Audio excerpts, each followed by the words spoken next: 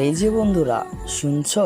নতুন নতুন রোমান্টিক ভালোবাসার গল্প পেতে ও শুনতে চাইলে আমাদের আদরের ভালোবাসা চ্যানেলটি সাবস্ক্রাইব করে বেল বাটনটা অন করে দিও। লাইক কমেন্ট করতে মোটেও ভুলবে না কিন্তু। ধন্যবাদ সবাইকে। নিরিবিলি শুনশান একটা রেস্টুরেন্ট আছে সবাই। ভেতরে খাবার অর্ডার করে বাইরে বসার মতো জায়গা আছে, সেখানেই আসে সবাই। মূলত আশেপাশে গাছপালা আছে, ঠান্ডা মৃদু বাতাস এসে গায়ে লাগছে। সবাই টুলে বসতে তৃপ্তি আদনানকে বলে, ভাইয়া একটা গান শোনাও। বাকিরাও তাকায় তার দিকে। কি নাম শেখো? শায়দান তৃপ্তির কথায় বলেন, একটা গান গাও আদনান। মুড নেই। এই মুহূর্তে চল শক্ত করে নেয় ইলমা। কত বড় বেতবে ছিঁড়ে। বাকিরা তার দিকে তাকিয়ে আছে। একটু শব্দ করে ইলমা বিরক্তি মাখা কচ্ছে বলে, গার্লফ্রেন্ড পড়লে ঠিকই কাটবে। পরিবারের লোকেরা আবদার করেছে, সেজন্য যত ঢং। মেলিচার বাচ্চা, তোর মুখ বেশি চলে। তারিক মাহমুদ বিরক্ত হয়ে বলে। আবার ঝগড়া শুরু করে দিয়েছো তোমরা। ফরিদা পারভিন বলে, বেশি বেয়াদবি হইতাছে দিন দিন। জেরা খারাপ কিছু কয় নাই। ইলমা জবাব দেয়, জেরা না চেহারা। আদনান ধমক দিয়ে বলে, মেলিচার বাচ্চা, সব জায়গায় শুদ্ধ বলতে আসবি না। হয় নিজের নাম পাল্টা, না হলে মুখ বন্ধ রাখ। নাম আমি রেখেছি নাকি যে পাল্টাবো? কে রেখেছে? পাল্টা জবাব দেয় আদনান। সবাই চুপ, ইলমা নিজেও চুপ। হুট করে আদনানের মনে পড়ে ইলমার মায়ের কথা। নিস্তব্ধতা বিরাজ করছে মানুষগুলোর মাঝে। কেউ কোনো টু শব্দ করছে না। আদনান নিজেও চুপসে গেছে। বাকিরা যে যার মতো উঠে চলে যায় ভিতরে। শুধু ইলমাই বসে রয়। মৃদু বাতাস চোখ মুখে সে বাড়ি খাচ্ছে। তৃপ্তি দাঁড়িয়ে আছে সেখানে, সাথে আছে আদনান। তৃপ্তি কিছুক্ষণ চুপ থেকে আওড়ায়। সবাই চলে গেছে, ভেতরে চল। ইলমা ধ্যান ভঙ্গ করে তৃপ্তির দিকে তাকায়। আদনান বিরক্তি নিয়ে দেখছে দুজনকে, কিন্তু কোনো কথা বলছে না। আদনানকে স্ট্যাচুর মতো দাঁড়িয়ে থাকতে দেখে ইলমার রাগ হয়। সবসময় উল্টো পাল্টে কথাবার্তা বলে সব নষ্ট করে দেয়। যেখানে যাবে সব লঞ্চমঞ্চ করে দিবে। তৃপ্তি আদনানকে দেখে বলে, তুমি দাঁড়িয়ে আছো কেন? ব্যবহার তো শেখনি জীবনে। এই চোপ।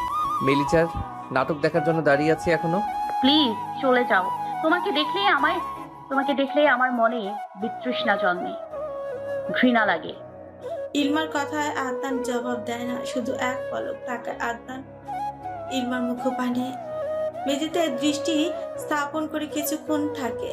এরপর বড় বড় পা ফেলে স্থান ত্যাগ করে তৃপ্তি ইলমাকে পুনরায় বলে, ভাইয়া সেভাবে বলতে চাইনি, মন খারাপ করিস না। এই না যে তোর ওনার কথা মনে পড়ে না। আই হোপ আজকের দিনে তাকে একটু বেশি মনে পড়ার কথা। ইলমা জবাব দেয় না। সূক্ষ্ম দীর্ঘ শ্বাস ছেড়ে উঠে দাঁড়ায়। তৃপ্তির পেছন দিয়ে ভেতরে যায়। সবাই বসে আছে ভেতরে। ইলমা তৃপ্তি গিয়ে নিজেদের সিটে বসে। আদনান ফোনে ধ্যান দিয়ে রেখেছে। খাবার আসতে সবাই খাবার মনোযোগ দেয়। সবার আগে খাওয়া শেষ করে আদনান। তাকে দেখে মনে হচ্ছে তারা আছে। খাওয়া শেষ হতেই বাইক বেরিয়ে যায় কোথাও। কালো রঙের স্লিভলেস টপস পরা, হাঁটুর উপর অব্দি টপস, পায়ে কালো রঙের গলানো। ক্লাবের সামনে দাঁড়িয়ে আছে যাবে, সাথে আছে তার দুটো ফ্রেন্ড। জেমি কিছুক্ষণ অপেক্ষা করে তার দুজন বান্ধবীকে বলে ভেতরে চলে যেতে, সেও আসছে। দুজনে আর দেরি করেনি, ভেতরে গিয়ে ড্রিঙ্কস হাতে ডান্স করা শুরু করে দেয়। আদনানকে আসতে দেখে জেমিন হাফ ছেড়ে বাঁচে এগিয়ে গিয়ে আদনানের গলা জড়িয়ে ধরে পড়ে। বেবি এত টাইম ওয়েস্ট করলে কেন? ফ্যামিলির সাথে ছিলাম, ডোন্ট ওয়ারি। এখন বাকি সময় তোমার আর আমার। আদনানের কথায় জেমিন হাসে। দুজনে ভেতরে যায়। ড্রিঙ্কস হাতে নিয়ে চিয়ার্স করতে আদনান ঝকঝক করে গিলে নেয় নেশা পানীয়। জেমিন তার ব্যতিক্রমে যায়নি। দুজনে দুষ্ট পানি খেয়ে ডান্স করতে চলে যায়। আদনানের এক হাতে জেবিনের কোমর ছুঁয়েছে, অন্য হাত জেবিনের হাতের আঙুলের কাছে। কিছুক্ষণ ডান্স উপভোগ করার পর আদনান জেবিনকে ছেড়ে দেয়। চোখে মুখে আবছা হয়ে আসছে জেবিন, নিজেও নেশার করে আছে। আদনান জেবিনকে বাই বলে ফ্লাইং কিস ছুঁড়ে মারে। হেরে দুলে ক্লাবের বাইরে আসে। অন্ধকার চোখে মুখে ইমানের নাম্বারে ফোন দেয়। কিছুক্ষণ রিং হওয়ার পরে রিসিভ করে আদনান নেশাগ্রস্ত পৌঁছে বলে, এই নির্মাণ ক্লাবে আছি, তুই চলে আয়, আমাকে বাসায় যেতে হবে। কথাটা বলে কল কেটে ফোন পকেটে ঢুকিয়ে আদনান। কিছুক্ষণ পর সিএনজি থেকে নেমে আসে নির্মাণ। আদনানকে দেখে তাড়াতাড়ি আসে কাঁধে হাত ছেড়ে বলে, এই অবস্থায় বাসায় যাবি? তাহলে কি শ্বশুর বাড়ি যাবো? বাইক স্টার্ট দে। কথাটা বলে চাবি নির্মাণের হাতেই দেয়। নির্মাণ চাবি হাতে থমকে। সে কি ভালো করে বাইক চালাতে পারে নাকি? আজকে একটা ছোটখাটো দুর্ঘটনা ঘটবে এই বিষয়ে কোনো সন্দেহ নেই। নির্মাণ চাবি হাতে নিয়ে বলে, আমাদের নতুন ফ্ল্যাটে চল, আগামীকাল বাসায় যাস। এখন এই অবস্থায় বাসায় গেলে সমস্যায় পড়বি। নির্মাণের কথা আদনান বিরক্ত হয়, টান দিয়ে চাবি নেয়, বাইকে বসে বাইক স্টার্ট দেয়। নির্মাণ বারণ করেছে তাও শুনছে না আদনান। বাইক নিয়ে সোজা বাসার উদ্দেশ্যে রওনা হয় সে। এদিকে নির্মাণ সিএনজি একটা করে আদনানের পিছু নেয়। সেজানকেও টেক্সট করে দেয় আসার জন্য, কিন্তু চিন্তায় ঘাম ছুটে যায় নির্মাণের। না জানি কি হবে, এই আদনানটা একটু বেশি বেপরোয়া। চোখে মুখে আধা নেমে আসছে, তাও চোখ খোলা রেখে বাইক চালাচ্ছে আদনান। সামনে থেকে আসছে একটা কার। বাইক এক সাইড করে চালাতে গেলেও দুর্ঘটনা ঘটেই যায়। কারের সাথে ধাক্কা লেগে বাইক সব পিচ জ্বালা রাস্তায় পড়ে যায় আদনান। হাত পা ছিলে গেছে, কিন্তু তার হুঁশ নেই সেসবে। চোখ দুটো বন্ধ করে অচেতন হয়ে যায়। গাড়ি থেকে নেমে আসে একজন ভদ্রলোক এবং তার ড্রাইভার। রাস্তায় পড়ে থাকা আদনানের কাছে যায়। ভদ্রলোক আদনানকে ডাক দেয়। অনেকবার আদনানের কানে সে আওয়াজ গেলেও সে কোনো রেসপন্স করে না। পেছন দিয়ে নির্মাণ আসে। আদনানকে পড়ে থাকতে দেখে কপাল চাপড়ায়, যেটা ভাবছে সেটাই ঠিক হয়েছে। আদনানের সামনে বসে হাত চেক দেয়, রক্ত বেরোচ্ছে। ভদ্রলোক নির্মাণকে দেখে বলে, তুমি ওর কি হও? বন্ধু, ওকে আমার গাড়িতে তোল, হাসপাতালে নিতে হবে। নির্মাণ মাথা নাড়ায়, ড্রাইভার সহ ধরে গাড়িতে বসে। আদনান অচেতন হওয়ায় ভদ্রলোক বুঝতে পারেনি নেশা করে এমন হয়েছে। ভেবেছেন চোট বেশি পায়, অজ্ঞান হয়ে গেছে। নির্মাণও এসব নিয়ে কথা বাড়ায়নি। সেজান আসতে বাইকের দায়িত্ব দিয়ে আদনানের সাথে গাড়িতে বসে নির্মাণ। ভদ্রলোক চিন্তিত স্বরে বলেন, আজকালকার ছেলেপুলে গুলো বাইক চালানোর সময় হুঁশে থাকে না। ও তো তেমন স্পিডে চালাইনি বাইক। তা অবশ্য ঠিক, কিন্তু বাইক ডানে চাপলে কি এমন হতো? আপনার ড্রাইভার খারাপ, চেঞ্জ করে নতুন নেন। ভদ্রলোক তার ড্রাইভারের দিকে তাকায়। ড্রাইভার ভয় আছে, না জানি এবার তার চাকরিতে নট হয়ে যায়। কি এক আপদের সাথে ধাক্কা লাগতে গেল। রীতি হাতে গাড়ি চালাচ্ছে ড্রাইভার, পথ যেন ফোরাচ্ছে না। নির্মল বিরক্ত হয়ে গাড়ি চালানো দেখে পুনরায় বলে, আমি ভুল কিছু বলিনি আঙ্কেল। দেখুন না গাড়ি এমন ধীরে চালাচ্ছে যেন গাড়ি ব্যথা না পায়। ভদ্রলোক বিরক্তি উচ্চারণ করলো। ড্রাইভারকে ইশারাই দেয় গাড়ি তাড়াতাড়ি চালানোর জন্য। তখনই রাত অলমোস্ট 12:30 করতে। এখন একটা হসপিটালে নিয়ে অ্যাডমিট করানো হয় আদনানকে। হাত পা ড্রেসিং করে ব্যান্ডেজ করে দেওয়া হয়। ভদ্রলোক বিল দিয়ে নির্মাণকে বলেন, আমি আগামীকাল আবার আসবো, এখন বাসায় যাচ্ছি, তোমার বন্ধুর খেয়াল রেখো। নির্মাণ আশ্বাস দেয়। ভদ্রলোক চিন্তামুক্ত বাসার উদ্দেশ্যে রওনা হয়। এদিকে আদনান পুরোপুরি ঘুমাচ্ছে। নির্মাণও পাশের বেডে শুয়ে পড়ে। পরের দিন সকালে 8টা শেখ পরিবারের খবর আসে আদনান বাইক অ্যাক্সিডেন্ট করেছে। এই নিয়ে তারিক মাহমুদের কোনো প্রতিক্রিয়া নেই। তিনি নাস্তা সেরে নিজের কাজে চলে যান। ঈশিতা রেডি হয়। ফরিদা পারভিন অলরেডি কান্নাকাটি শুরু করে দিয়েছে। তার নাতির কি হলো, কি দরকার ছিল বের হওয়ার। তৃপ্তি ইলমাও তৈরি হয়, হসপিটালে যাবে করে। দুজনেই যাবে আদনানকে দেখতে। ফাইজা ইসলাম রান্না বান্না সামলাবেন, সেজন্য তিনি বাসায় থেকে গেছেন। ইজাজ হসপিটাল থেকে আদনানকে দেখে স্কুলে যাবে, সেজন্য সেও বাবা দাদির সাথে রওনা দিয়েছে। নার্স এসে আদনানকে দেখে গেছে, ডাক্তার এখনো আসেনি। এদিকে আদনানের এখনো ঘুম ভাঙেনি। নেশা কেটেছে কিনা সন্দেহ। নির্মাণ নার্সকে বলে দিয়েছে নেশার কথা যাতে কাউকে না বলে। বাইরে থেকে নাস্তা খেয়ে এসেছে নির্মাণ। আদনানের নাস্তা সাথে করে নিয়ে কেবিনে প্রবেশ করে।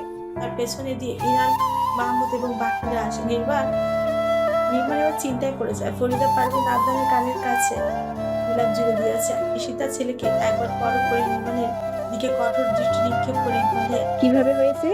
কারের সাথে ধাক্কা লেগেছে। বলদটা এভাবেই মরবে, চোখ তো পকেটে রেখে বাইক চালায়। ঈশিতার ঝাঁঝালো কণ্ঠে নির্মাণ চোখ গেলে ইনান, মাহমুদ আদনানকে কয়েকবার ডাকে, কোনো রেসপন্স নেই। ফরিদা পারভিনও ডাকে। সবাই মিলে ডাকাডাকি করার পরও চোখ মেলেনি আদনান। ইনান, মাহমুদ নির্মাণকে বললেন, ও নেশা করে টাল মাতাল হয়নি তো? আরে আঙ্কেল, কি বলছেন এসব? ও ক্লাবে যায়নি, আমার বাসায় গিয়েছিল আর্জেন্ট থাকায়। ফেরার পথেই দুর্ঘটনা। কথা বলে নির্মাণ আদনানকে বকতে শুরু করে দেয়। হালাকু, তাড়াতাড়ি, একটু পর তোর জন্য আমি না কট খেয়ে বসে থাকি। বিড়বিড় করে আদনান কানের কাছে যায় নির্মাণ।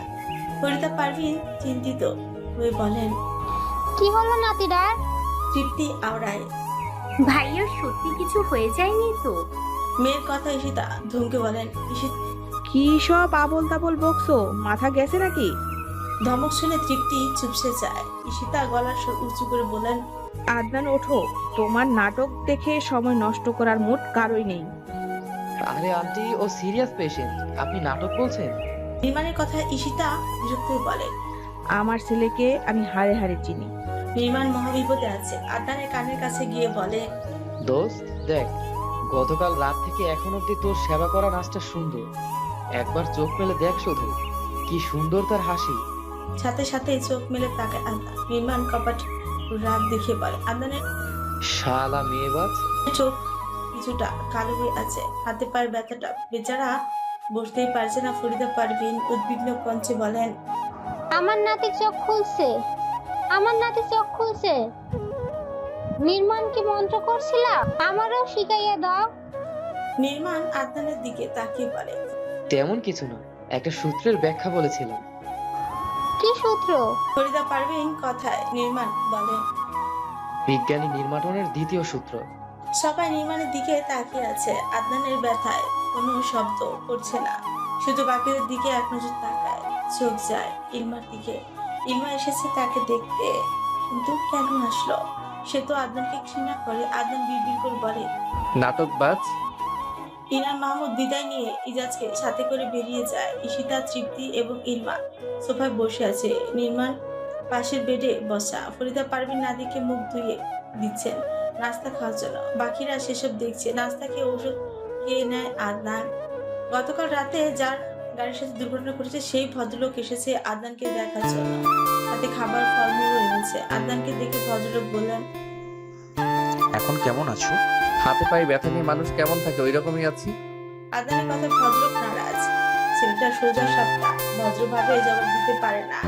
তাকে সোফার বসার জন্য জায়গা করে দেওয়া হয়। ভদ্রলোক সোফায় বসে আদনানকে পরে বলেন। আজকে বাসায় চলে যাবা নাকি থাকতে চাও? হসপিটালে ভালো মানুষ থাকে নাকি? আমি চলে যাচ্ছি বাসায়। বেশ তো, আদনানের সাথে কথা শেষ করে নির্মাণ করে জিজ্ঞেস করেন। কোনো অসুবিধা হয়নি তো? না আঙ্কেল, আপনার ড্রাইভার চেঞ্জ করেছেন তো? না। জোয়ার শক্ত করে জবাব দেয় ভদ্রলোক। ঈশিতা এবং ফরিদা পারভিনকে দেখে বলেন। সালাম, আমি রায়হান আজাদ। গতকাল আমার গাড়ির সাথে অ্যাক্সিডেন্ট করেছে আদনান। নির্মাণ এসে আদনানের পাশে বসে পড়ে। বিড়বিড় করে বলে। উনি রিয়ানার বাবা নয় তো? সর উল্টাপাল্টা ভাববি আর লাথি মারবো। হালালপু, নাম দেখ, রায়হান আজাদ, রিয়ানা আজাদ। শেষমেশ শ্বশুরের গাড়ির সাথে ধাক্কা খেয়েছিস? What a coincidence. চুপ থাক। বিরক্তি নিয়ে বলে আদনান। রায়হান আজাদ আদনানকে জিজ্ঞেস করেন। তুমি স্টুডেন্ট নাকি job holder? Part time student, main টাইমে মেয়ে টিচিং করি। I like this profession. আদনানের কথা সবাই হতাশ হয়। রায়হান আজাদ আর কিছু জিজ্ঞেস করে সাহস পাননি। এই ছেলের লাজ লজ্জা বলতে কিচ্ছু নেই। সেজন্য নিজেরটা খোয়ানোর আশা নেই, তাই চুপচাপ থাকে শ্রেয়। ঈশিতা ছেলের বেয়াদবিতে রাগান্বিত হন। অসুস্থ থাকায় কিছু বলেন না। ইলমা নীরব দর্শকের মতো ভূমিকা পালন করছে। চিন্তায় আছে কখন আবার আদনান তার পেছনে পড়ে। রায়হান আজাদ পিড় করে আসে। আদনানকে ধরে নির্মাণ এগোয়। সামনের বাকিরা হাঁটছে। তাদের সামনে আবার তৃপ্তি এবং ইলমা। আদনান ইলমাকে রাগানোর জন্য বলে। কেউ প্রেমিক নারী, আমার প্রতি ঘৃণা কমে গেছে নাকি? ইলমা বিরক্ত হয়। তীব্র ঝাঁঝালো কণ্ঠে বলে। এরপর এই নাম উচ্চারণ করলে দ্বিতীয়বারের মতো হসপিটালে অ্যাডমিট করানোর ব্যবস্থা করবো। বেরিয়ে কোথাকার। হাঁটুর সমান মেয়ে, তুই আমাকে থ্রেট দিস? তোর মতো লাইফলেস আমি ভূতেও দেখিনি। এই মেলিসের বাচ্চা, তুই তুকারি করবি না। মাতাল, ঠিকঠাক হেঁটে গাড়ি অব্দি আয়। কথাটা বলে তৃপ্তিকে নিয়ে জোর কদমে হাঁটা ধরলো ইলমা। নির্মাণ আদনানকে বলে। ওরে লারা দিতে যাস কেন? শালির তেজ বেশি। আদনানের কথা শেষ হতে নির্মাণ করুণ সুরে বলে। মেলিজার সাথে আমার প্রেমের ব্যবস্থা করে দে। প্রমিস, সব ধান্দাবাজি ছেড়ে দেবো। ওয়েট, একটু পর রাস্তায় ললিতাদের দেখা পাবো। আশা করি তোর জন্য প্রেমে রাজি হয়ে যাবে। কোন ললিতা? Third gender. শালা হারামি। কথাটা বলে আদনানের পিঠে জোরে কিল বসায়। নির্মাণের অবস্থা দেখে আদনান হাসে। বাসায় এসে লিভিং রুমের সোফায় বসে আদনান।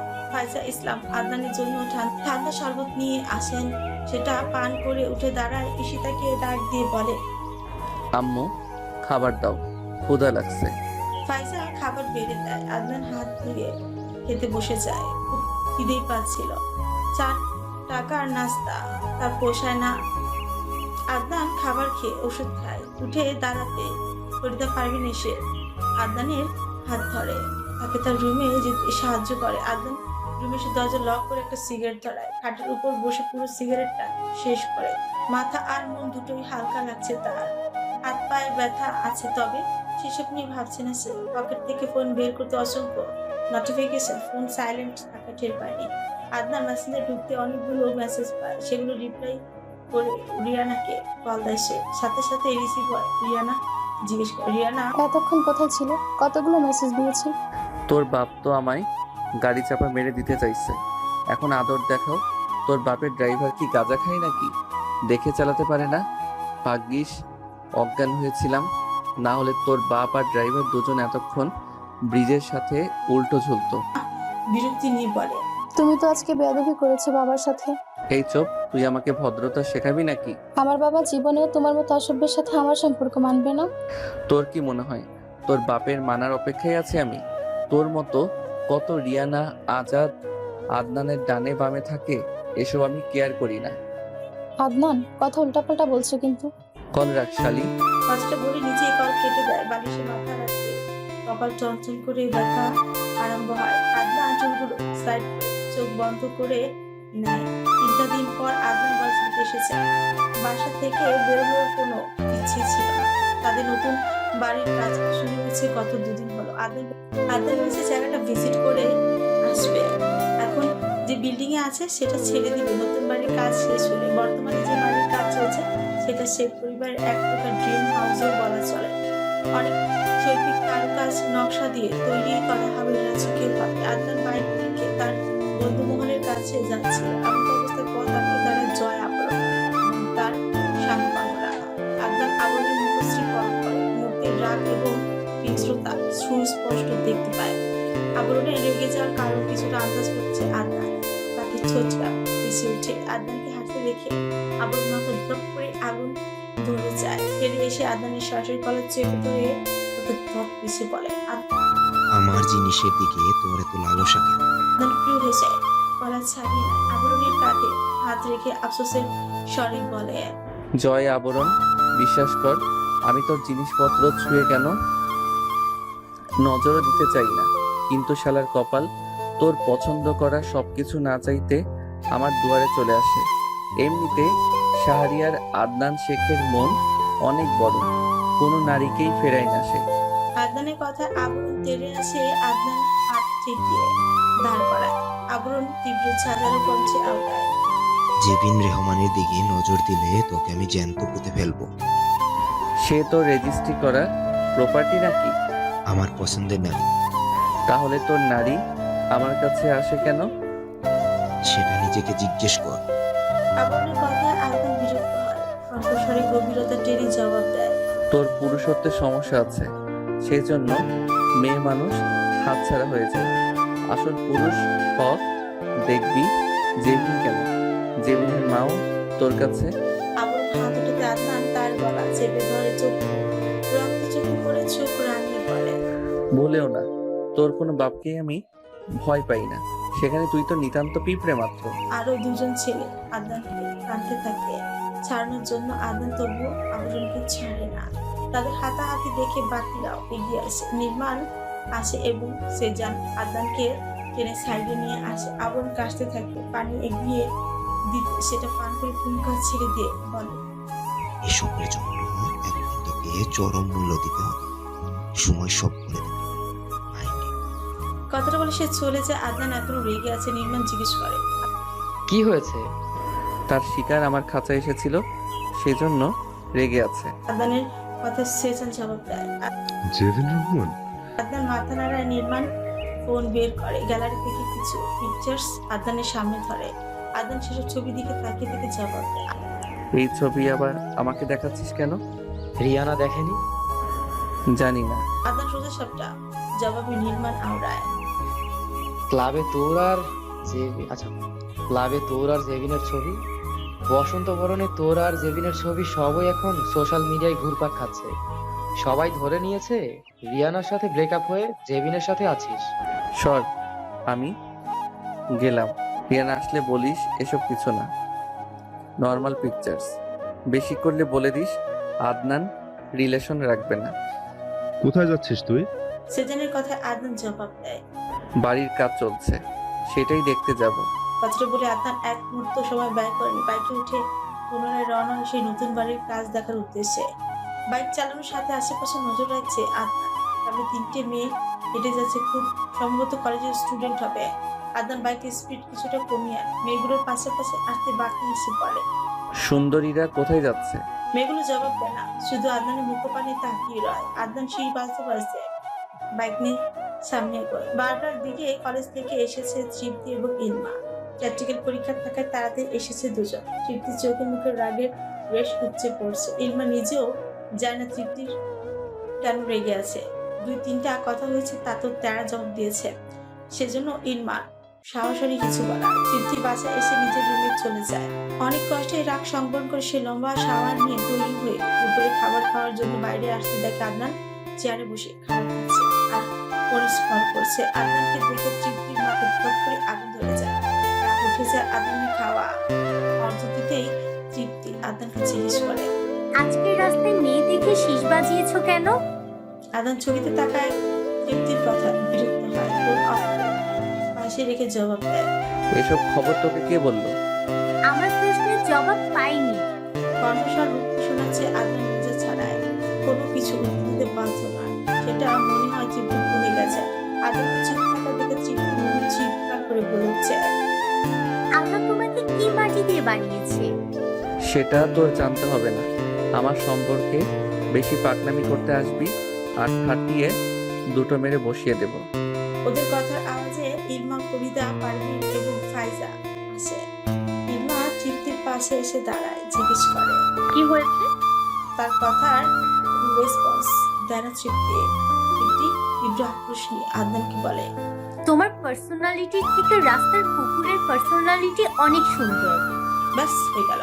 আদনান বসা থেকে উঠে খাবারের প্লেটটা ছুঁড়ে মারে তৃপ্তির দিকে, কিন্তু সেটা গিয়ে তৃপ্তির গায়ে না গিয়ে পড়ে ইলমার গায়ে।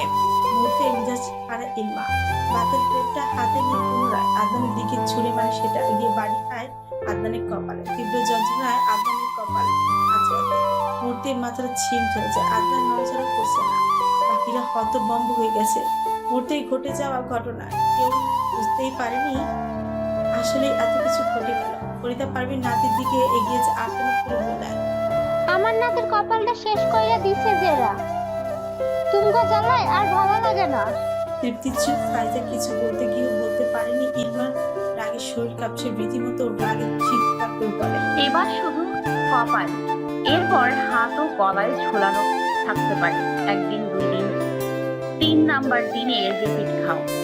ফালতু কোথাকার, তোর মুখটাও দেখতে চাই না। কথাটা বলে নিজের রুমে চলে যায়। ইলমা তৃপ্তি তাকে ডেকে সেসব কানু তুলে ইলমা। আদনান মুখটি চুপসে গেল। ইলমার কথার ভাঁজে কথা বলেনি, চিৎকার করে উত্তর দেয়নি। ইলমা যা বলেছে শুধু শুনেছে আদনান। তৃপ্তিও সেখান থেকে চলে যায়। কিছু বলার মতো বাক্য নেই তার কাছে। আদনান যে মেয়ে 3টাকে দেখে শীষ বাজিয়েছিল, সুন্দরী বলেছিল, সেই মেয়েগুলো তৃপ্তির গ্রুপে। আদনানকে বেশ ভালো করে চিনে তারা। কলেজে গিয়ে 2 দণ্ড দেরি করেনি, কথাগুলো তৃপ্তির কানে তুলে দেয়। সেই সাথে কতগুলো কথাও শুনিয়ে দিয়েছে মেয়েগুলো। তৃপ্তির হৃদয় হতো। বাইরে গেলে আদনানকে নিয়ে টুকটাক কথা শোনা লাগে। আদনান কি বেশিরভাগ কলেজের মেয়েগুলোকে চোখে দেখে? একটু লাজ লজ্জা, ন্যূনতম জ্ঞান নেই? তার বোনও সেই কলেজে পড়াশোনা করে, তবে জানি কলেজের ম্যামকে ফ্রিজিং করে বসে, কে জানে। তৃপ্তির মাঝে মধ্যে মন চায় আদনানের মাথাটা ফাটিয়ে দিতে। যেটা ইলমা করে দেখিয়েছে, মাথা না ফাটলেও কপাল কাঁপিয়ে দিয়েছে, সাথে আদনানেরও হৃৎপিণ্ড অল্প স্বল্প কাঁপিয়েছে। ফরিদা পারভিন ফ্রিজ থেকে আইস এনে আদনানের কপালে ডলে দেয়, মাথায় হাত বুলিয়ে বুলিয়ে দিয়ে বলেন, নাতি, জীবনের রং এখনো দেখো নাই। বাপের হোটেলে খাও তো দুনিয়ার টের পাও নাই। দায়িত্ব কাঁধে নাও, কারোর মায়ের জড়াও। বাস্তবতা, দেহ তো রাত থাকবো না। তৃপ্তি যে কইলো কারে দেখা শীষ বাজাইছ, এখন যদি তৃপ্তিরে দেখা কোনো সারা শীষ বাজায়, ভাই হইয়া তুমি কি করবা? আর জেলার রাত কিন্তু সাংঘাতিক, লাড়া দিও না। আদনান কোনো কথা বলেনি, উঠে হাত দিয়ে রুমে চলে যায়। কপালে ওষুধ ডলে শুয়ে পড়েছে চুপচাপ। মাথার ব্যথা চোখ খুলতেও কষ্ট হচ্ছে তার। কিন্তু আদনানের কাছে কি বললো? কোনো কথার কোনো জবাব দিল না। নীলিজা তাকে কতগুলো কথা শোনালো, পাল্টা জবাব দেয়নি আদনান। দাদিন তাকে এতগুলো কথা বললো, তাতেও বিরক্ত ভাব দেখায়নি। নিজের কাজকর্মে নিজে অবাক হয় আদনান। গোধূলির শেষ লগ্ন, আকাশে অন্ধকার নেমে রাতের জানান দিতে বেশি দেরি নেই। ইলমা তৃপ্তি ছাদে বসে আড্ডা দিচ্ছে 3 তলা এবং 4 তলার মেয়েদের সাথে। তাদের আবার বেশ ভাব আছে। মাঝে মধ্যে আড্ডা দেওয়া হয় ছাদে এসে। তারা সংখ্যায় 5 জন। তাদের মাঝে সবচেয়ে বড় হলো অবন্তী মেয়েটা, যে 3 তলার ভাড়াটিয়া, তবে সে পরিবারের সাথে নিবিড় সম্পর্ক আছে। তার মূল কারণ অবন্তীর বাবা এবং তারেক মাহমুদ শেখ, তারা ভালো বন্ধু। আরো 2 মেয়ে আছে, তাজবিহা এবং শিমুল। তারা 3 জন আবার তৃপ্তি এবং ইলমার 2-1 বছরের সিনিয়র। বয়সের দিক দিয়ে সবার ছোট ইলমা। বিল্ডিং এর ছোট ছোট বাচ্চারা ছাদে দৌড়াদৌড়ি করছে। এক প্রকার হইচই অবস্থা। বেঞ্চের উপর বসে তারা 5 জন কথা বলছে। সবাই নিজেদের কলেজ এবং ভার্সিটি লাইফের অভিজ্ঞতা বলছে। কেমন কাটছে দিনকাল। এরই মাঝে তাজবিহা বলে উঠছে, এই মেলা হচ্ছে, তোমরা যাবা? বাকিরা তাকায় তাজবিহার দিকে। তৃপ্তি জবাব দেয়, বাবাকে বলবো, সময় হবে না তার। আমাকে আর ইলমাকে একা ছাড়বে না। নিজের কথায় শিমুল জবাব দেয়, তাহলে আদনানকে বলো। আদনানের কথা উঠতে ইলমা মৃদু কেসে উঠে। তৃপ্তি জবাব দেয়, ওর এসবে আগ্রহ নেই। যাওয়া লাগবে না। ইলমার কথা অবন্তী জবাব দেয়, আরে আঙ্কেলকে বলো, না হলে আদনানকে রাজি করাও, সমস্যা কোথায়? অবন্তীর কথা তৃপ্তি জবাব দেয়, আচ্ছা দেখি, লাট সাহেব রাজি হবে বলে মনে হয় না। আমার বিশ্বাস রাজি হবে, শত হোক বোনের আবদার ফেলতে পারবে না। অবন্তীর আশ্বাস দেওয়া কথায় তৃপ্তি খানিক হাসে। তখন শিমুল অবন্তীকে বলে ওঠে, অবন্তী আপু, তোমার বিয়ে শাদী দাওয়াত কবে পাচ্ছি? ভাইয়ার খবর কি? শিমুলের কথা অবন্তী মৃদু হাসে। লাজুক দেখায় তার সেই হাসে। তৃপ্তি সেই লাজুক হাসি দেখে আওড়ায়। খুব তাড়াতাড়ি বিয়ের দাওয়াত পাচ্ছি বুঝি? ওদের দুষ্টুমিতে অবন্তী জবাব দেয়, ইনশাল্লাহ এই মাসে হয়তো বিয়ে হবে আমাদের। তোমাদের ভাইয়া চাকরিতে জয়েন করেছে 6 মাস হলো, একটু সময়ের ব্যাপার আছে না? ওয়াও, কংগ্রাচুলেশন আপু। তোমাদের দুজনকে বিয়ের সাজে পাশাপাশি দেখার অপেক্ষায় আছি। ইলমার কথা অবন্তী ইলমার কাঁধে হাত রেখে বলে, পড়াশোনা করো মনোযোগ দিয়ে, এরপর আঙ্কেলকে বলবো তোমার জন্য রাজপুত্র এনে দিতে। ছাদে এসেছে আদনান। অবন্তী বলা শেষ কথাটুকু তার কানে বেজেছে। মূর্তি বিরক্তি নিয়ে বলা, শালির ঘরের শালি, সদরঘাটের প্রেমিক নারী, আমার কপাল ফাটিয়ে এখন বসে বসে রাজপুত্র নিয়ে পরিকল্পনা। তস্র পায়ে ছাদের এক পাশে গিয়ে দাঁড়ায় আদনান। কিছুটা ঠান্ডা বাতাস গায়ে লাগছে। মাথার ব্যথা কিছুটা কমলেও পুরোপুরি কমেনি। তার জীবনে এমন মার কেউ দিয়েছিল বলে মনে হয় না। কত বড় সাহস হলো, সোজা শক্ত প্লেট তার নরম কপাল বরাবর ছুঁড়ে মেরেছে। ইলমার সাহসের কথা ভেবে আদনান অবাক না হয়ে পারে না। যেই দুঃসাহস এখন অব্দি কেউ দেখাতেই পারেনি, সেটা ইলমা করে দেখিয়েছে। ভাবতে না কুচকে তাকায় আদনান। পরক্ষণই ভাবে, যদি মেয়েগুলো মনে করে আদনান তাদের দেখার জন্য এখানে এসেছে না, ভেবে আদনান ফোন স্ক্রল করতে ব্যস্ত হয়ে পড়ে। তার ইনবক্সে থাকা কিছু নারীদের জানিয়েছে সে অসুস্থ। এখন দাঁড়িয়ে দাঁড়িয়ে নারীদের যত্ন এবং ভালোবাসা মেশানো আফসোস দেখবে সে। ইলমা আদনানকে দেখে বিরক্ত হয়। চায় না মুখটা দেখবে, তাও আশেপাশেই ঘেরতেই থাকে। যেহেতু আজান পড়ে যাবে, সেজন্য ইলমা উঠে দাঁড়ায়। তৃপ্তির দিকে তাকিয়ে বলে, চল ভেতরে যাই, আজান পড়ে যাবে। বাকিরাও বিদায় জানিয়ে যে যা বাসায় চলে যায়। তৃপ্তি এবং ইলমা 4 তলা সিঁড়ি বাইতে বাইতে অবস্থা খারাপ। তৃপ্তি তাড়াতাড়ি হেঁটে ভেতরে চলে গেছে। ইলমা ধীরে ধীরে এগোচ্ছে। অল্পতেই হাঁপিয়ে গেছে সে। 3 তলায় আসতে পেছন দিয়ে কারো পায়ের ধ্বনি কানে আসতে ইলমা বুঝে আদনান আসছে তার পেছন দিয়ে। সেই জন্য মাথার ঘোমটাটা আরেকটু টেনে দ্রুত পা ফেলে নিচে নামতে থাকে। দোতলা সিঁড়ির কাছে আসতে আচমকা পা বেঁকে বসে পড়ে ইলমা। হুট করে এমন হতে নিজে অবাক হয়। পা মুচকে গেছে ভেবে চিন্তিত হয়ে পড়ে। উঠে দাঁড়াতে গেলে অনুভব করে ব্যথা পেয়েছে। আদনান ইলমার কাছাকাছি এসে দাঁড়িয়ে যায়। সিঁড়িতে বসে আছে ইলমা দেখে বিরক্ত হয় আদনান। ইলমাকে পাশ কাটিয়ে চলে আসে সে। কোনো রকম উঠে দাঁড়ায় ইলমা। আদনানের পেছন পেছন মেন দরজার সামনে আসে। আদনান খেয়াল করেনি ইলমা যে তার পেছনে। দরজা খুলে ভেতরে গিয়ে পুনরায় দরজা লাগিয়ে দেয়। ফলস্বরূপ দরজার সাথে ইলমার মাথায় বাড়ি খেয়েছে জোরে সোরে। তীব্র শক্তি দিয়ে দরজা জোরে বাড়ি দিতে আদনান তাড়াতাড়ি দরজা খুলে। ইলমা খেপা বাগড়ির মতো তাকিয়ে আছে। আদনান সেই চাহনি দেখে আরো বিরক্ত হয়। তখন ইলমা আঙুল উঁচিয়ে নাচিয়ে বলে, চোখ কি পকেটে রেখে হাঁটো? ফালতু একটা, দিলে তো মাথা ফাটিয়ে। এখন আবার সংসেজে দরজার সামনে দাঁড়িয়ে আছো। ইলমার কথা আদনান দ্বিগুণ তেজ দেখিয়ে বলে। এই মেলিচা, বেশি বেড়ে গেছিস তুই, নাটকবাজ কোথাকার। ইলমা পাশ কাটিয়ে ভেতরে প্রবেশ করে। ফ্রিজ থেকে বরফ এনে সোফায় বসে পেছন দিয়ে ইনান আর মা আছে। বাবাকে দেখে ইলমা অপোজিট হয়ে পড়ে। কপালে বরফ ধরতে গিয়ে ডলেনি। ইনান মাহমুদকে দেখে আদনান ইলমার দিকে চলে যায়। ইলমাকে দেখে ইনান মাহমুদ জিজ্ঞেস করেন, কপালে কি হয়েছে? দরজার সাথে বাড়ি খেয়েছি। ওই ইলমার কথায় ইনান মাহমুদ খুশি হননি। পুনরায় জিজ্ঞেস করে, সত্যি কথা বলো। ইলমা চুপসে যায়। এখন সত্যিটা বললে আবারও তুর কালাম বাধা দেয়। এদিকে মেয়েকে চুপ থাকতে দেখে ইনান মাহমুদ কিছুটা রেগে বললেন, কথা বলছো না কেন? আর ওই আদনান ভাইয়া আমাকে না দেখে দরজা লাগিয়ে দিয়েছে। পেছনে ছিলাম তাই বাড়ি খেয়েছি। ইনান মাহমুদ আদনানকে ডাক দেন। পরপর 3টা ডাক দেওয়ার পর আদনান লিভিং রুমে আসে। ইনান মাহমুদের সাথে তার তেমন ভাব নেই, বলা যায় অনেকটা দূরত্বই আছে। আদনানের উশৃঙ্খল চলাফেরা, অভদ্রতা, বেয়াদবির জন্য ইনান মাহমুদ তাকে পছন্দ করেন না, তেমন কথাও বলেন না। অন্যদিকে ইলমার গায়ে একটা ফুলের টোকাও তিনি সহ্য করতে পারেন না। তার মেয়ে তার চোখের মধ্যমণি, সেজন্য মাঝে মধ্যে আদনান বিরক্ত হয় ইনান মাহমুদের উপর। একেবারে আদর উঠলে পড়ে মেয়ের জন্য। মাঝে মধ্যে মুখের উপর বলতে মন চায়, এত ভালোবাসা তো সৎমা এনে দিলে কেন?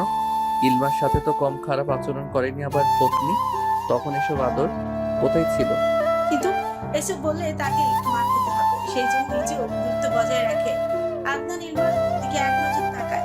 ইনান মাহমুদ আদনানকে শাসিয়ে বলে, তুমি বড় হয়ে কাণ্ড জ্ঞানহীন কাজ কর কিভাবে? দেখলে তো ও মাথায় ব্যথা পেয়েছে।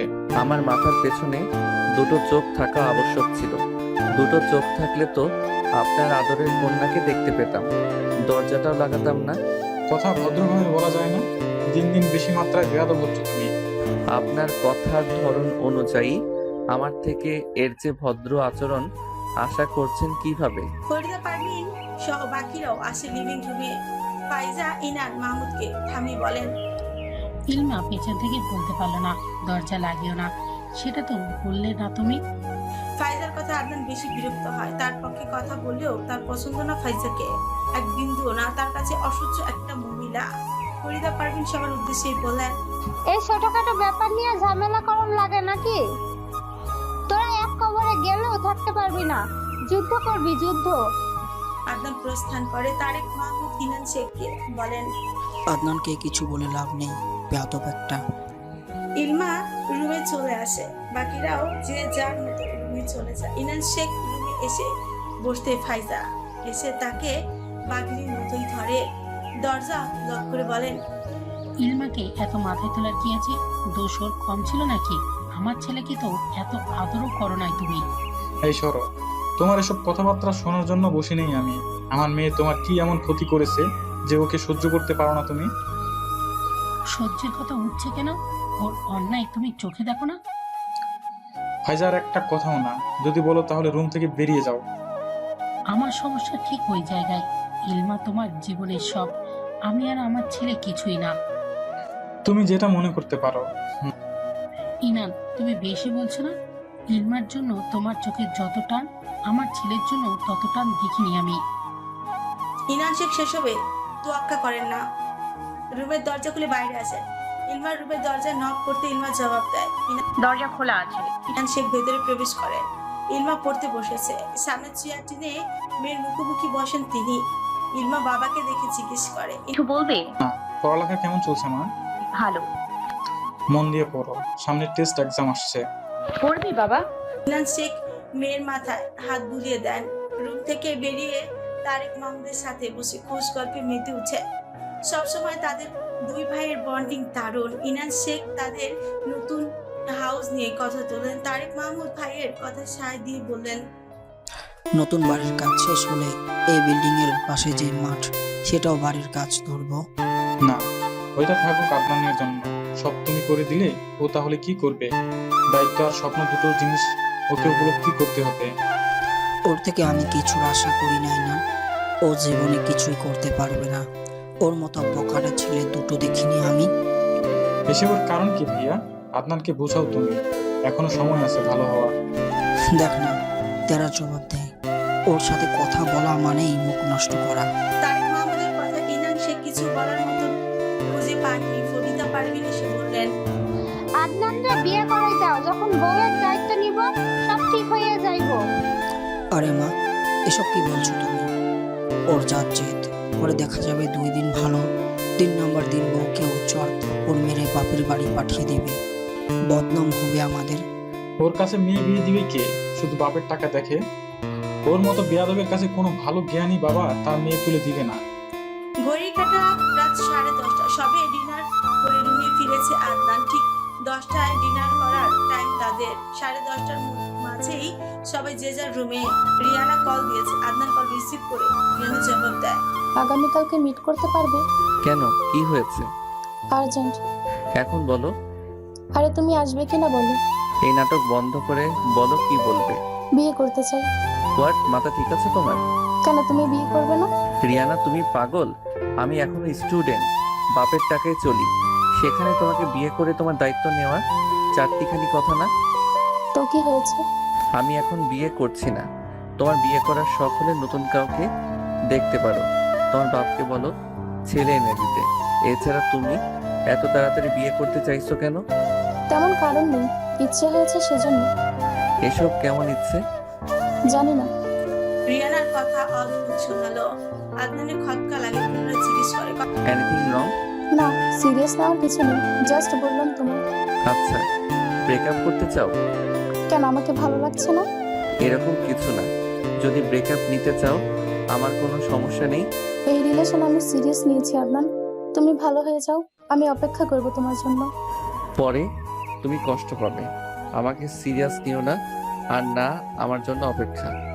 আদনানের কাছে মেয়ে মানুষ টিস্যুর মতো, সো বি কেয়ারফুল। কথাটা বলে আদনান কল কেটে দেয়। ব্যালকনিতে গিয়ে দীর্ঘশ্বাস ছেড়ে আকাশের পানে তাকায়। ধরিত্রীর আলোর রেখা টানতে সুপ্রভাতের সূচনা ঘটেছে। স্নিগ্ধ বাতাস, সতেজ প্রকৃতি সব মিলিয়ে একটা সকাল। ফজরের নামাজ শেষ করে সবার জন্য চুলো চা বসিয়েছে ইলমা। একটু পর রেডি ওই প্রাইভেটের জন্য ছুটবে। বাকিরা কেউ উঠেছে, কেউ উঠেনি। ফরিদা পারভিন নামাজ পড়ে শুয়েছিলেন। ইলমা চা ফ্লাক্সে পড়ে ডাইনিং টেবিলের উপর রাখে। নিজের কাপ নিয়ে রুমের দিকে এগোতেই যাবে, তখন ঈশিতা আসে লিভিং রুমে। ইলমা তাকে দেখে আওড়ায়, সবার জন্য চা বানিয়েছি, বলে দিও ফ্লাক্সে আছে। তুমি বসো, আমি নাস্তা বানাচ্ছি। মা ওঠেনি? কণ্ঠস্বর কাঁপছে ইলমা। ঈশিতা মাথা নাড়িয়ে বলে, তারা নেই। ইজাজের স্কুল অফ নাকি? মনে হয়। না, আমি বাইরে খেয়ে নিব। তোমার এখন তাড়াহুড়ো করে কষ্ট করতে হবে না। আরে তৃপ্তি, আদনানও তো নাস্তা করবে। ইলমা কথা বাড়ায় না, মাথা নাড়িয়ে সোজা নিজের রুমে যায়। চায়ের কাপ নিয়ে বেলকুনিতে আসতেই একটা হিম শীতল বাতাস গায়ে বাড়ি খায়। ইলমা প্রাণ করে শ্বাস নিয়ে আকাশের দিকে তাকায়। সূক্ষ্ম দীর্ঘশ্বাস ছেড়ে চায়ে চুমুক দেয়। অজানা কারণে মনটা ভার হয়ে আছে তার। দুফোঁটা অশ্রু গড়িয়ে পড়তে ইলমা হুহু করে কেঁদে ওঠে। চায়ের কাপটা টেবিলের উপর রেখে ব্যালকনির গ্রিলে হাত রাখে। আকাশের দিকে তাকিয়ে আওড়ায়, কথাটা মিস ইউ মা, আই রিয়েলি মিস ইউ বলে চোখের অশ্রু ডান হাতের উঁচু পিঠ দিয়ে মুছে নেয়। নিজেকে স্বাভাবিক করে অর্ধ চা ভর্তি কাপটা নিয়ে রুমে আসে। টেবিলের উপর সেটা রেখে তৈরি হতে চলে যায়। কলেজ ড্রেস গায়ে গলিয়ে হিজাব বেঁধে নেয়। ব্যাগ গুছিয়ে ঘড়িতে সময় দেখে সে রুম থেকে বেরোবে। এমন সময় ইনান শেখ ইলমার রুমে আসে। মেয়েকে দেখে একবার হাসেন ইনান শেখ। ইলমা বাবাকে দেখে মলিন মুখে হাসি টানে, কণ্ঠস্বর খাদে নামিয়ে বলে, গুড মর্নিং বাবা। গুড মর্নিং মা, নাস্তা করেছো মা? ইলমা হাত করে করি দেখে বলে, না, বাইরে করে নিব, সময় নেই এখন। না, নাস্তা করে বের হবে। ইলমা সূক্ষ্ম দীর্ঘশ্বাস ছেড়ে বলে, নাস্তা এখনো তৈরি হয়নি, বড় আম্মু একা নাস্তা তৈরি করতে সময় লাগছে। মাহমুদ কিছুক্ষণ চুপ থেকে বলেন, আজকে একটা প্রাইভেট পড়তে হবে না? আরে ব্যাপার না, অভ্যেস আছে। তুমি নাস্তা করে অফিসে যেও, আমি গেলাম। কথা বলে তারা দিয়ে দেখি ইনান মাহমুদকে পাশ কাটে। ইলমা রুম থেকে বেরোতে আদনানের মুখোমুখি হয়। ইলমার রুমের অপোজিটে রুমটায় আদনানের ফ্ল্যাটটি প্রায় পাশাপাশি, যদিও রুম নিয়ে তাদের ঝামেলা হয়েছিল, কারণ সবার রুমের থেকে ইলমার রুমটা আলাদা এবং সুন্দর। আদনান সেই রুমটা পছন্দ হয়েছিল, কিন্তু ইলমার রুমটা নেওয়ায় বেশি কিছু বলতে পারেনি। চাইলে এখন জেদ করে সেই রুমটা নিতেই পারতো, কিন্তু নেয়নি। দুজনে চোখাচোখি হতে ইলমা দ্রুত পায়ে মেন ডোরের সামনে আসতে আদনান চেঁচিয়ে বলে, নাস্তা না করে চোরের মতো পালাচ্ছিস কেন? ইলমার হাঁটা থেমে যায়, ঠোঁট অসম্ভব রকমের কাঁপছে। আদনান এগিয়ে আসে। ইলমার পেছনে ঘুরতে আদনান তীক্ষ্ণ দৃষ্টি এসে ইলমার মুখশ্রীতে স্থির হয়। আদনান তখন চিৎকার করে বলে, আম্মু, নাস্তা হয়নি। মেরিচা তো না খেয়ে পালিয়ে যাচ্ছে। তৃপ্তি কোথায়? আদনানের চিৎকার শুনে তৃপ্তি চুলে বিনুনি করতে করতে লিভিং রুমে আসে। ইনান শেখ আদনানকে দেখে বিরক্ত হয় কিছুটা। ফরিদা পারভিন এসে বলেন, জেনারা খাউন নিয়ে তো ফাঁকিবাজি করে, নাচতে না কইরা কি আর পড়ালেখা। ইলমা বিপাকে পড়ে যায়। ইনান শেখ মেয়ের দিকে তাকান। ইলমা অস্বস্তি নিয়ে বলে, আমার দেরি হয়ে যাচ্ছে। ঈশিতা কিচেন থেকে বেরিয়ে এসে বলে, ইলমা বসো, নাস্তা হয়ে গেছে। ইলমা মাথা নাড়িয়ে পা বাড়াতে গেলে আদনান ধমকে বলে, মেলিচার বাচ্চা, বেশি পড়ালেখা দেখাতে আসলে বিদ্যাসাগরে নিয়ে চুবিয়ে আনবো। ইলমা জবাব দেয় না। বলা যায় জবাব দেওয়ার প্রয়োজন মনে করে না। কেন যেন আদনানের সাথে কথা বলতে ইচ্ছে হয় না তার। মানুষ বুঝি এভাবেই মন থেকে উঠে যায়। ইনান শেখ ইলমাকে আদেশের সুরে বলে, টেবিলে বসো, একটা প্রাইভেট না বললে কিছু হবে না। ফরিদা পারভিন বলে, কথা জেরা আয় তো। বলে ইলমার হাত ধরে টেনে নিয়ে চেয়ারে বসান। বাকিরাও একে একে চেয়ার টেনে বসেছে। আদনান বসেছে ইলমার মুখোমুখি চেয়ারে। একটা চায়ের কাপ নিয়ে ফ্লাক্স থেকে চা ঢেলে সেটা মুখে তোলে। আজকে চাটা অন্যরকম লাগলো। আদনান আর চোখে ইলমাকে দেখে জিজ্ঞেস করে, আজকের চা কে বানিয়েছে? ইলমা মৌনতা বজায় রেখে জবাব দেয়, আমি বানিয়েছি। আদনান আর কথা বলে না। তারেক মাহমুদ আসে, পিজাজও আসে। সবাই বসতে নাস্তা খাওয়া শুরু হয়। এরই মাঝে তৃপ্তি বলে, বাবা, আমি আর ইলমা মেলায় যাব। তারেক মাহমুদ মেয়ের কথায় হৃদয় কোচকা রুটি ছিঁড়তে ছিঁড়তে জবাব দেয়, আমি ব্যস্ত, তোমার চাচ্চুও ব্যস্ত, একা একা কিভাবে যাবা? তৃপ্তির সাথে সাথে জবাব দেয়। ভাইয়াকে বলো না। ইনান শেখ আদনানের দিকে তাকান। আদনান ভাবলেশীন হয়ে নাস্তা খাচ্ছে। তৃপ্তির কথায় কোনো প্রতিক্রিয়া দেখানি সে। তারেক মাহমুদ বলেন, আদনান তো প্রেম কোম্পানির ম্যানেজার, ওর সময় আছে নাকি তোমাদের নিয়ে মেলায় যাওয়ার? আদনান বিরক্ত হয়, কাঠখোট্টা কণ্ঠে জবাব দেয়, সুন্দরভাবে বলতে পারো না? দিলে তো মেজাজ চড়িয়ে। তখন তৃপ্তি জবাব দেয়, প্লিজ ভাইয়া, চলো না। আদনান জবাব দেয় না। বাকিরা তার দিকে তাকিয়েছে। ফরিদা পারভিন বলেন, আদনান নাতি রাজি হও, তৃপ্তি একটা আবদার করলো। আদনান ফুস করে শ্বাস ছাড়িয়ে জবাব দেয়, বেশ তো, কবে যাবে তৃপ্তি? আগামীকালকে। কার নাকি ট্রেন? আদনানের কথায় তৃপ্তি ইলমার দিকে তাকায়। আদনানও ইলমার দিকেই তাকায়। ইলমা কিছুক্ষণ চুপ থাকলে তৃপ্তি বলে, ইলমা বল। ট্রেন দিয়ে যাব। কথা তৃপ্তি জবাব দেয়, ট্রেনে যাব। বাকিরা আর তেমন কিছু বলেনি। ইনান শেখও তেমন কিছু বলেনি। আদনান যে রাজি হয়েছে সেও অষ্টম আশ্চর্যের ব্যাপার স্যাপার। কিন্তু হুট করে রাজি হলো কেন ভাবছেন ইনান শেখ। আদনান নাস্তা খেয়ে রুমে চলে যায়। তৃপ্তি ইলমা একসাথে বের হয়ে কলেজের উদ্দেশ্যে। আদনান রুমে এসে জেবিনকে কল দেয়। রিসিভ হতে ঘুম ঝাড়ানো কণ্ঠে জেবিন শুধায়, কি হয়েছে আদনান? জেবিন, মেলায় যাবা? কি ওই যে ভিড় আর থার্ড ক্লাসের মাঝে? কণ্ঠস্বরে বিরক্তি সুস্পষ্ট। আদনান মেজা ছাড়ায় বাজকে কঞ্চে বলে, রাতে কয় প্যাক গিলেছো? কি মাল খাইনি, তুমি আসো তাই।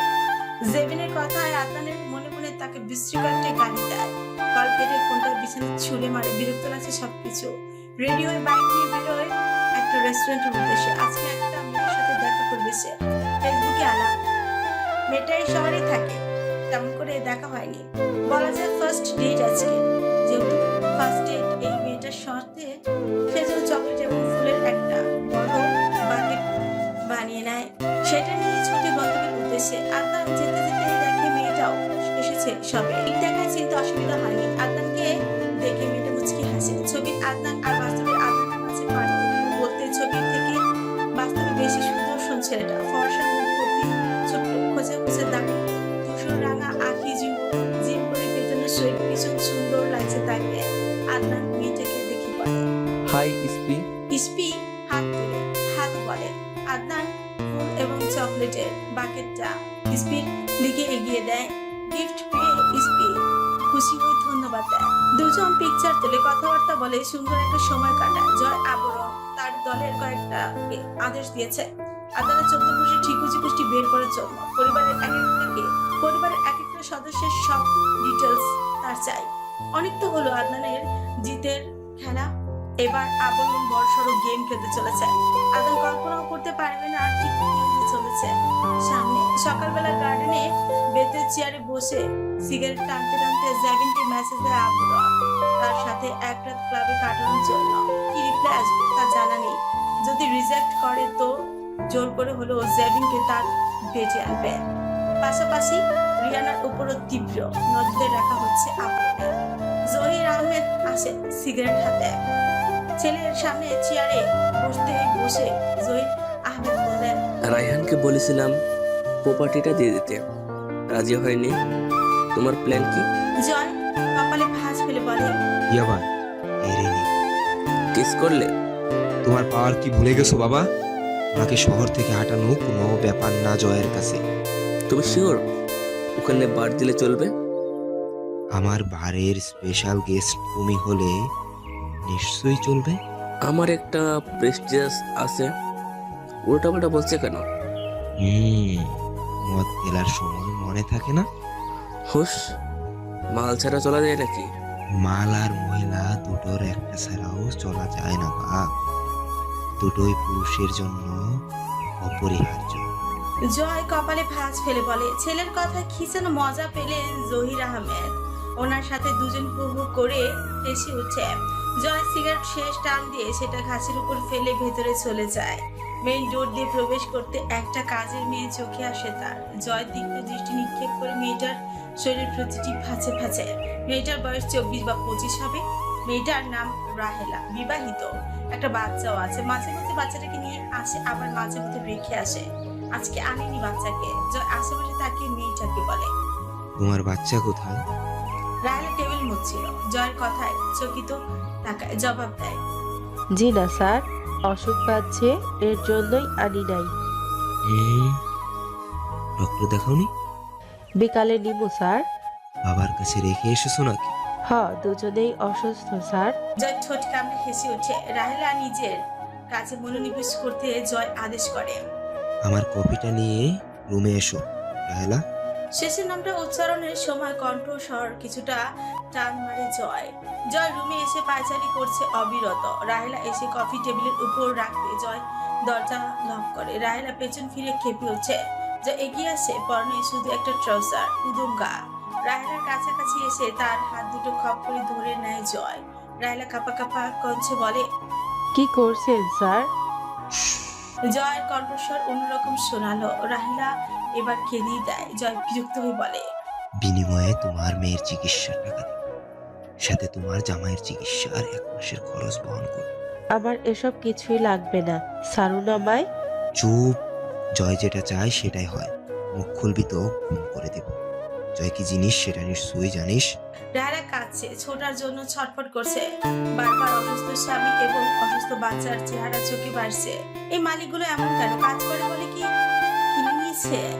জয় ধীরে ধীরে রাহেলার বিভিন্ন অঙ্গে হাতের স্পর্শ দিয়েছে। খুব অল্প সময়ের মাঝে জয়ের স্পর্শ গভীর হয়ে যায়। রাহেলা ছোটার জন্য ছটফট করছে, কিন্তু পারে না। নরম বিশ্বাসের সাথে ক্ষুদ্র একটা বৃদ্ধাশ্র 50,000 টাকার একটা বান্ডেল রাহেলার মুখের উপর ছুঁড়ে মেরেছে জয়। আবার রাহেলা ফুপিয়ে কাঁদছে। জয় বিরক্ত হয়, ধমকি বলে, মরণের পর যত পারিস কাঁদিস। হ্যাঁ, এসব কাউকে কোনোদিনও বলতেও যাবে না, নাহলে তোর সাথে সাথে তোর পরিবারও 3 হাত মাটির নিচে চলে যাবে। এখন বেরো, রুম থেকে যা। জয় ধমকে রাহেলা কেঁপে উঠছে। ফ্লোরে পড়ে আছে টাকার বালিশের দিকে তাকিয়ে উঠে দাঁড়ায়। জয়ের দেয়া টাকাটা হারাম কাজের বিনিময়ে, সেটা জোর করে হোক হারাম টাকা। রাহেলার জন্য একজন স্ত্রী এবং মা হয়ে পরিস্থিতি শিখাচ্ছে, তবে হারাম টাকা দিয়ে মেয়ে বা স্বামীর চিকিৎসা করাবে না। দুপুরে অশ্রু এবং দীর্ঘশ্বাস খোদার দরবারে জমা দিয়েছে সে। তিনি নিশ্চয় ন্যায় বিচারক। রুম থেকে বেরিয়ে চোখের পানি মুছে নিজেকে স্বাভাবিক করে নেয় সে। তবুও মনের মধ্যে তোলপাড় হচ্ছে, সে তার অসুস্থ স্বামীর সাথে বিশ্বাসঘাতকতা করেছে না, সে পরিস্থিতির শিকার হয়েছে। নিচে আসতে জয় আম্মু সাহেলা পুষ্প রাহেলাকে জিজ্ঞেস করে, এত দেরি হলো কেন? জয় কি রুমে? রাহেলা দম নিয়ে জবাব দেয়, জি, রুম গুছিয়ে দিছিলাম, ছোট সাহেব বারান্দায় ছিলেন। রাহেলার কথায় সাহেলা পুষ্প জবাব দেয়, কিচেনে যাও। রাহেলা মাথা নাড়িয়ে কিচেনে যায়। মধ্যাহ্ন প্রহর, বাইরে উত্তপ্ত রোদের জন্য পরিবেশ অনেকটাই গরম। বসন্ত চলছে, তো রোদের তাপমাত্রা বাড়ছে। লাঞ্চ করে মেলায় যাওয়ার উদ্দেশ্যে তৈরি হয়েছে তৃপ্তি এবং ইমা। দুজনই লং গাউনের সাথে হিজাব বেঁধে মাস্ক দিয়ে মুখ ঢেকে নেয়। সুন্দর শালীনভাবে তৈরি হয়েছে দুজন। আদনান নিজেও রেডি হয়ে লিভিং রুমে আসে। আদনান আসার পেছন দিয়ে তৃপ্তিও আসে। ইলমা তখনও রুম থেকে বেরোয়নি। আদনান সোফায় বসে ফোন স্ক্রল করেছে, তৃপ্তিও ফোন ঘাটছে। কয়েক মুহূর্ত কেটে যাওয়ার পর ইলমার আগমন হয়। আদনান উঠে দাঁড়ায়, ইলমাকে আর চোখে পরখ করে নেয়। অশ্লীলতার যুগে এসে এখনো যেই দুজন শালীনভাবে চলাফেরা করছে, এটাই বা কম কি? আদনান তো বাইরে মডার্ন মেয়ে দেখতে দেখতে চোখ ঝলসে গেছে তার, সেই জন্য সেসবে আগ্রহ পাচ্ছে না সে। একটা সময় মনে উপলব্ধি হয়, সেসব মডার্ন মেয়ে প্রেমিকা হিসেবে পারফেক্ট, লাইফ পার্টনার হিসেবে না। লাইফ পার্টনার হিসেবে ওভার স্মার্ট বা অতিরিক্ত মডার্ন মেয়ে না, বরং শালীন এবং ব্যাকডেটেড মেয়ে পারফেক্ট। পোশাক এমন একটা জিনিস যেটা আপনাকে সোসাইটিতে উপস্থাপন নয়, পারিবারিক শিক্ষা, রুচি, পছন্দ সবটা পরিচয় বহন করে। দুজন রমণী নিয়ে বেরিয়েছে আদনান, দুজনই তার বোন। আদনানের রুলসে মেয়ে মানুষ নিয়ে বেরোর লাইনটাই কাট, কিন্তু আজকে সেটা যোগ হলো। বাসার সামনে থেকে রেল স্টেশনের উদ্দেশ্যে এই রিক্সা ধরে তিনজন। আদনান উপরে বসেছে, তার সামনে তৃপ্তি, পাশে ইলমা বসা। বাইক নেওয়ার পর রিক্সায় ঘোরা হয়নি তার, তবুও তপ্ত রোদে কিছুটা হলেও ক্লান্তি লাগছে আদনানের। মনে মনে ভাবছে মেলায় গিয়ে এসে করবিটা কি? বউ নেই যে কিছু কিনে আনবে, যেই গার্লফ্রেন্ড এসব মেলার জিনিসপত্র পছন্দ করবে না। কাউন্টার থেকে 3টা টিকিট নিয়ে ট্রেনের জন্য দাঁড়িয়েছিল তিনজন, কারণ নির্দিষ্ট সময়ে ট্রেন আসে। আদনান বারবার হাত করে দেখছে কখন ট্রেন আসবে। তৃপ্তি, ইলমা দাঁড়িয়ে কিছু একটা নিয়ে কথা বলছিল। আদনান সেসবে আগ্রহ দেখায় না। ট্রেনের জন্য একজন ভদ্রলোক এবং তার মেয়ে এসে দাঁড়িয়েছিল আদনানের পাশে। আদনান তৃপ্তিদের দিকেও তাকাচ্ছে, কখনো ফোন স্ক্রল করছে, কখনো বা আশেপাশে তাকাচ্ছে। নিজের পাশে সুদর্শন একটা যুবক দেখে ভদ্রলোক কথা বলার লোভ সামলাতে পারেনি। বেশভূষায় ভদ্র পরিবারের ছেলে মনে হয়েছে, এই জন্য আগ বাড়িয়ে জিজ্ঞেস করে, কোথায় যাচ্ছ বাবা? মেলায় যাচ্ছি। কথাটা বলে ভদ্রলোকের চোখের দিকে তাকায়। আদনান পাশে মেয়েটার দিকে নজর দেয় সে। ভদ্রলোক পুনরায় বলেন, বাসা কোথায় তোমার? আপনার মেয়ের মনে। মুহূর্তে ভদ্রলোকের চোখে মুখে পরিবর্তন আসে। আদনান ভদ্রলোকের মেয়ের দিকে তাকে শীষ বাজায়। ভদ্রলোক রাগ দেখে জিজ্ঞেস করে, তুমি আমার মেয়েকে ইফটিজিং করছো নাকি আমাকে? অবশ্যই আপনার মেয়েকে। বেয়াদব ছেলে, বাসায় কি মা বোন নেই? বউ ছাড়া সবাই আছে। তৃপ্তি এগিয়ে আসে, পেছন দিয়ে ইলমা আসে। তৃপ্তি এসে আদনানকে জিজ্ঞেস করে, কি হয়েছে ভাইয়া? ভদ্রলোক তৃপ্তির দিকে তাকায়, শুধু দুটো চোখ নজরে আসে। পাশে ইলমাকেও একবার পরখ করে। দুজনে বেশভূষা প্রায় এক, ননদ ভাবে হতে পারে। যেহেতু তৃপ্তি আদনানকে ভাইয়া রেখেছে, তাহলে পাশে নিশ্চয়ই বউ হবে। এক মুহূর্তের জন্য আদনানের বলা বউ ছাড়া সবই আছে বলার কথাটা মাথা থেকে উড়ে গেছে। ভদ্রলোক তেজির স্বরে ইলমাকে উদ্দেশ্য করে বলেন, এই মেয়ে কেমন বর নিয়ে ঘর সংসার করছো? তোমার বর আমার মেয়েকে ইফটিজিং করার সাথে আমাকে ইফটিজিং করছে। তৃপ্তি, ইলমা দুজনে অবাক হয়। তৃপ্তি হতভম্ব হয়ে যায়, আদনান নিজেই বেকুব হয়ে যায়।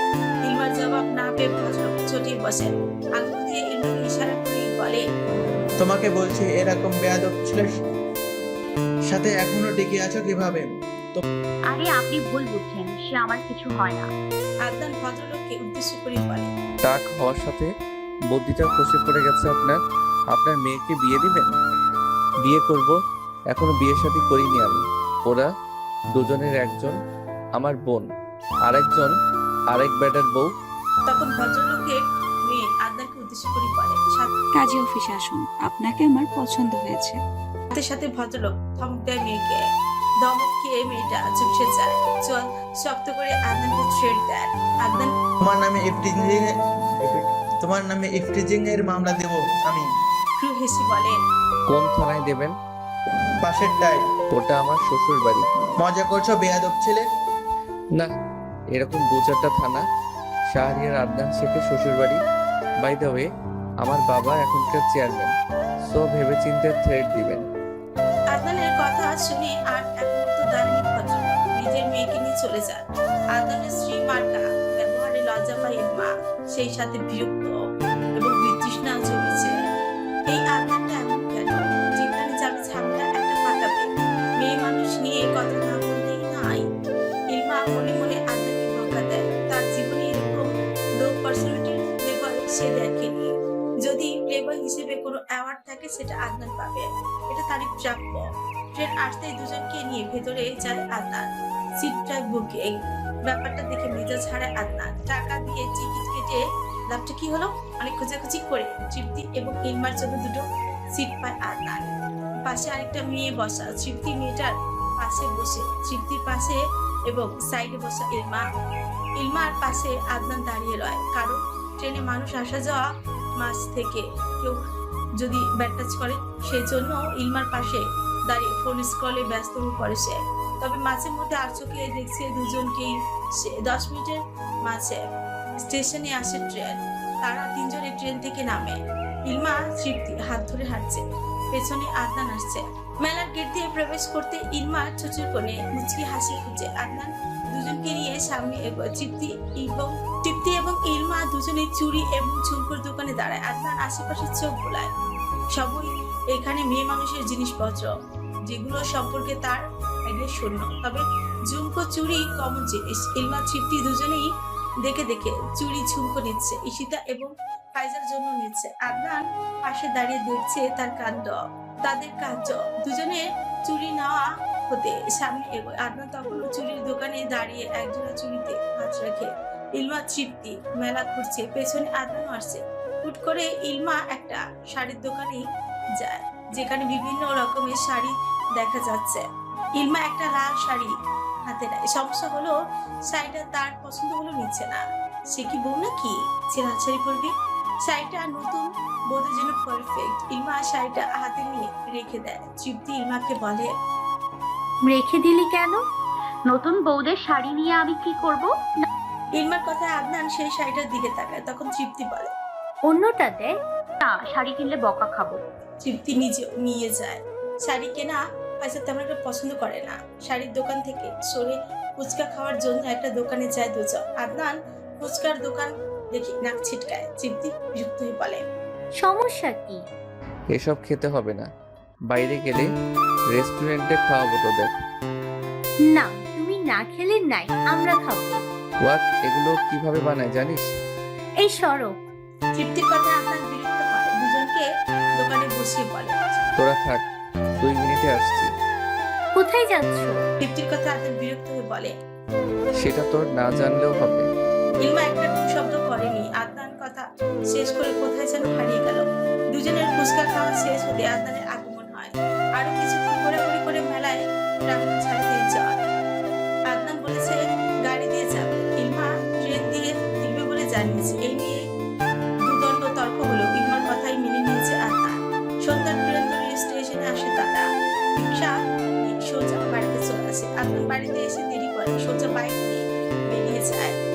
কল দিয়ে সেজানকে আসতে বলেছে মোড়ে। রাত 11টায় জেবিন আদনানকে মেসেজ দিয়েছে, মূলত ক্লাবে আসার জন্য। আদনানও না করে, মেসেজ দেখে ক্লাবে চলে গেছে। তবে আজকে আর জেবিনের সাথে নাচানাচি করেনি, বরং এক কোণে বসে বোতল শেষ করেছে। আদনানের পরিবর্তনের জেবিন বিরক্ত হয়। এসে হাত ধরতে আদনান হাত ছুঁড়ে ফেলে দেয়। জেবিন জবাব দেয়, কি হলো, ডান্স করবে না? দূরে সর আমার থেকে, এখানে লাঙের অভাব পড়বে না। যা, তাদের সাথে ড্যান্স কর। আদনানের কথায় জেবিন ডেকে রাখো, কলার চেপে ধরে বলে, তোদের ছেলেদের সমস্যা এখানে, পাশে রুমে চল। আদনান নিজের কলার থেকে জেবিনের হাত সরায়, উঠে দাঁড়ায়। জেবিন অগ্নি দৃষ্টি নিক্ষেপ করে আছে আদনানের দিকে। আদনান কাপা কাপা আঙুল দাঁড়িয়ে বলে, ছবি না আমাকে। কেন, তোর বউ আছে নাকি? কথা বলে আদনানের দিকে এগোয় জেবিন। আদনান বিরক্ত হয়, বুকের বা পাশে হাত রেখে বলে, এখানে কেউ আছে, খুবই পবিত্র কেউ। তোর সর্বাঙ্গে বর্ণালীর ছোঁয়া, তাহলে তোর হৃদয়ে পবিত্র কেউ কি করে থাকতে পারে? হৃদয়টা এখনো একান্ত আমার আছে এবং সেটা পবিত্র। আমার সর্বাঙ্গে পরনারী ছোঁয়া নেই, আমি এখনো ভার্জিন। আজকে নেশা বেশি ধরেছে নাকি? চুপ। কথাটা বলে আদনান ক্লাব থেকে বেরিয়ে যায়। জেবিন তার যাওয়ার পাশে চেয়ে থাকে, বিরক্তিতে নাক মুখ কুঁচকে নেয়। আদনান গেছে, কি হয়েছে? কত আদনান বসে আছে ভেবে বাঁকা হাসে জেবিন। এখনো জয়ের মেসেজ রিপ্লাই করেনি সে, ভাবছে করবে। ড্রিঙ্কসের গ্লাস হাতে সেটা ছকছক করে গিলে নেয় জেবিন। ডান্স ফ্লোরে ডান্স করে অচেনা কারোর সাথে